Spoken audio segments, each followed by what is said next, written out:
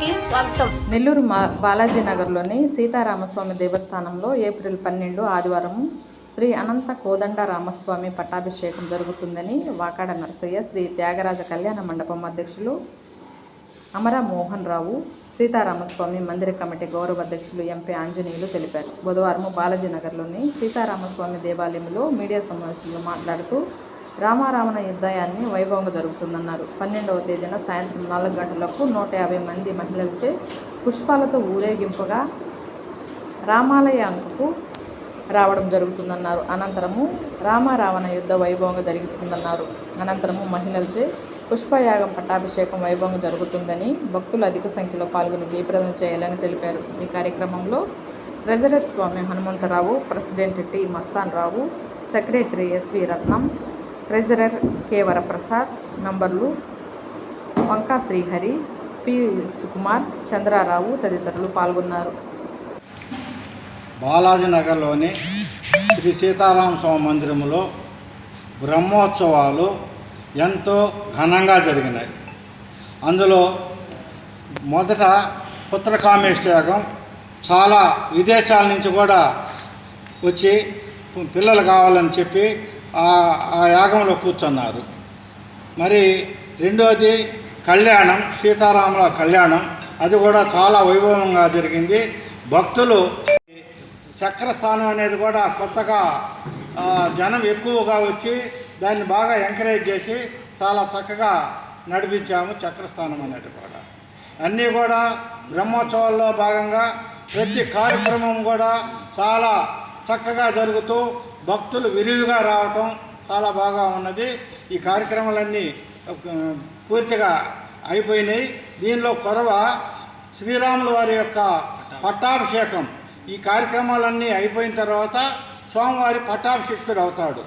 ఆ పట్టాభిషిక్తుడు అయ్యేదానికి మరి పుష్పయాగం చేయాలని చెప్పి మాకు మా 2 బజార్ల అవతల నుంచి చాలామంది, సుమారు 100-150 మంది పుణ్యశ్రీలచే పూల బుట్టలతో ఆ పూలు ఉభయకర్త ఇంటి నుంచి ఆ పూలు తేవటం, లాంఛనాలుగా స్వామివారి యొక్క నవరత్న కిరీటం, ఖడ్గం, పచ్చల పిడిబాకు, పచ్చల హారాలు, విల్లు, ఈ బాణాలు ఇవన్నీ కూడా అక్కడ ఉభయకర్త ఇంటి నుంచి నేరుగా త్యాగరాజ కళ్యాణ మండపంలోకి తీసుకురావటం జరుగుతుంది. వీడికి వచ్చిన తర్వాత ఇక్కడ కరెక్ట్గా 5:30కి రావణ యుద్ధం అనేది రాష్ట్రంలోనే ఎక్కడే జరగని విధంగా ఇక్కడ ఆ కార్యక్రమాన్ని ప్రవేశపెట్టాము. ఆ రావణ యుద్ధంలో చాలా హైలైట్ చేయాలని చెప్పి సుమారు 20 రోజుల నుంచి ఆ వర్క్ చేస్తూ ఉన్నాం. స్వామివారు రావణాసురుడు 20 అడుగుల కటౌట్తో రావణాసురుడు ఉంటాడు. రాముల వారు రావణాసురుడు యుద్ధం జరుగుతుంది.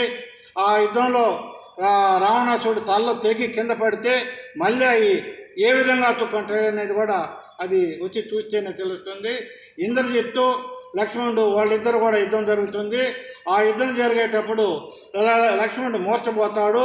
మూర్చపోయినప్పుడు మరి సంజీవ పర్వతాన్ని హనుమంతుడు తీసుకురావటం, ఆ హనుమంతుడు ఏ విధంగా గాలిలో వచ్చి ఆ సంజీవ పర్వతాన్ని తెస్తాడు. ఆ సంజీవ పర్వతంలో నుంచి మూలికలు తీసి ఆయనకు బాగు చేయటం, తర్వాత మళ్ళీ లక్ష్మణుడు లేచి ఈయన చంపటం, ఎన్ని సీను అక్కడ చూస్తేనే తెలుస్తుంది. చాలా అద్భుతంగా చేస్తాం కాబట్టి భక్తులందరూ ఇచ్చేసి ఈ కార్యక్రమంలో పాల్గొని స్వామివారి యొక్క అనుగ్రహానికి పాత్రలు అవ్వాలా. ఇది అవటంతో లోపల స్వామివారికి పుష్పయాగం జరుగుతుంది.